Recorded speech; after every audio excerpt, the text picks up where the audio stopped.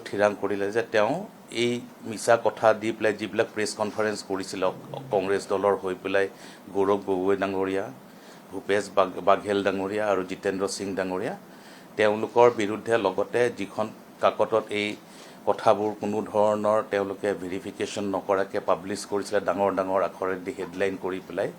চ' এই পেপাৰখনৰ যিসকল ব্যক্তি আছে তেখেতসকল হৈছে জয়ন্ত বৰুৱা ডাঙৰীয়া, তেখেত এডিটৰ কাম প্ৰপ্ৰাইটৰ।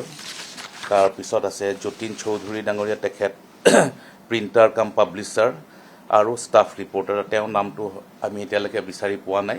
চ' এই তিনিজন ব্যক্তিক লৈ পেলাই অসমীয়া প্ৰতিদিন গোষ্ঠী আৰু কংগ্ৰেছ দলৰ দেৱব্ৰত শইকীয়াক বাদ দি পেলাই বাকী তিনিজন ব্যক্তি অৰ্থাৎ গৌৰৱ গগৈ, ভূপেশ বাঘেল আৰু জিতেন্দ্ৰ সিং ডাঙৰীয়াৰ এগেইনষ্টত এটা মানহানিৰ গোচৰ তৰিছে। আৰু গোচৰটো তৰিছে যোৱা পৰহি in the court of civil জাজ senior division number 1 Shri Nayanjyoti Sharma, তেখেত চিভিল জাজ ছিনিয়ৰ ডিভিজন। তেওঁ কোৰ্টত এই কেছটো যোৱাকালি সাক্ষী গ্ৰহণ বা এইটোৰ ওপৰত যোৱাকালি শুনানি গ্ৰহণ হৈছে।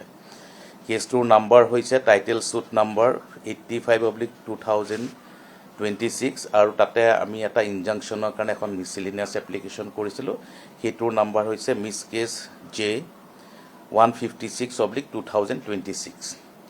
এই কেছ দুটাৰ শুনানি যোৱাকালি অনুষ্ঠিত হৈছিলে মাননীয় চিভিল জাজ senior division number 1 Shri Nayanjyoti Sharma কোৰ্টত কিছুমান ইমাজিনেৰী কথা কৈ পেলাই গোটেই ৰাইজক এটা ভুল পথে পৰিচালিত কৰি পেলাই কংগ্ৰেছ দলে ইয়াৰ পলিটিকেল বেনিফিট ল'ব খুজিছে, যিটো মাননীয় মুখ্যমন্ত্ৰীয়ে আঘাত পাইছে। আৰু মাননীয় মুখ্যমন্ত্ৰীয়ে সেইটোত যিহেতু তেওঁৰ এটা লিগেল ৰিকৰ্ডছ আছে সেইকাৰণে কোৰ্টলৈ গৈছে আৰু কোৰ্টত এই যি টাইটেল চুট দাখিল কৰিছে ডিফেমেটৰী, তাতে তেওঁ কংগ্ৰেছ দলৰ যিসকল ব্যক্তি আছে তথা যিসকল নিউজ পেপাৰৰ প্ৰতিনিধি আছে তেওঁলোকে প্ৰমাণ কৰিব লাগে যে যিখিনি কথা প্ৰেছ কনফাৰেন্সত কৈছে আৰু যিখিনি কথা নিউজ পেপাৰত পাব্লিছ কৰিলে সেইখিনি যদি সত্যৰ ভিত্তিত হয় নে সম্পূৰ্ণ মনে সজা হয় সেইটো তেওঁলোকক আহ্বান জনাইছে প্ৰমাণ কৰিবলৈ।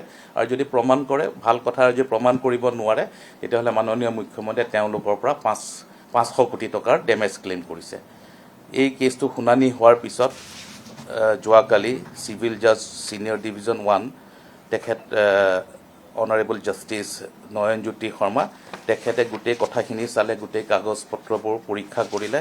চাই পেলাই তেওঁ এটা এড ইণ্টাৰিম ষ্টে অৰ্ডাৰ পাছ কৰিছে, য'ত অনাৰেবল কোৰ্টে কৈছে যে এই যিবোৰ কথা কৈছে সেই আমাৰ কাগজ পত্ৰবোৰ চাই পেলাই কৈছে যে গোটেই ৰেকৰ্ডখিনি আমি দেখুৱালোঁ। দেখুওৱাৰ পিছত কোৰ্ট কনভিন্স হ'ল আৰু কৈছে যে এটা prima facie in favour of doctor Himanta Biswa Sharma make out হৈছে।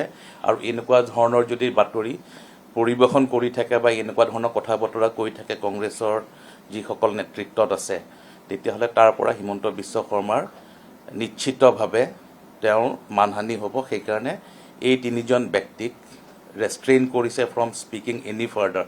ইয়াৰ ভৱিষ্যতে যাতে আজিৰ পিছত তেনেকুৱা ধৰণৰ কোনো কথা নকয়। আৰু এই পেপাৰখনকো ৰেষ্ট্ৰিকশ্যন কৰিছে যে এই 5 তাৰিখে যি নিউজ ভিত্তিত যিটো নিউজ কৰিছিলে, যিখিনি তথ্যৰ ভিত্তিত বা যিকেইটা ছাবজেক্টৰ ওপৰত, সেই ধৰণৰ কোনো ছাবজেক্টৰ ওপৰত যাতে আগন্তুক দিনত টিল appearance of them in the court, অৰ্থাৎ তেওঁলোকক কোৰ্টে জাননী দিছে যে 9 মাৰ্চ তাৰিখে তেওঁলোকে কোৰ্টত এপিয়াৰ হ'ব লাগিব। গৌৰৱ গগৈ ডাঙৰীয়া কোৰ্টলৈ তলব কৰিছে, বাঘেলক কৰিছে আৰু জিতেন্দ্ৰ সিং ডাঙৰীয়াক কৰিছে। তেওঁলোকক কোৰ্টে নটিচ ইছ্যু কৰিছে, লগত জয়ন্ত বৰুৱা আৰু নিউজ পেপাৰখনৰ যিজন পাব্লিছাৰ আৰু ষ্টাফ ৰিপৰ্টাৰ তেওঁলোককো কোৰ্টে তলব কৰিছে। আৰু কোৰ্টত তেওঁলোকৰ কি তথ্য প্ৰমাণ আছে সেইখিনি কোৰ্টত দাঙি ধৰিবলৈ নিৰ্দেশ দিছে।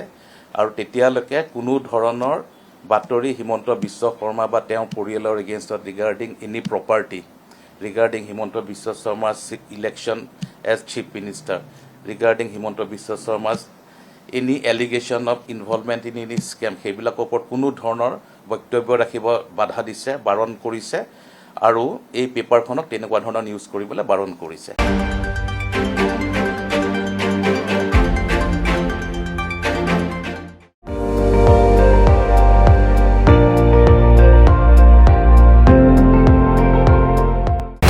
আপুনি চাই আছে ND24, সৰ্বশ্ৰেষ্ঠ নহয় সৰ্বোত্তমৰ দৌৰা।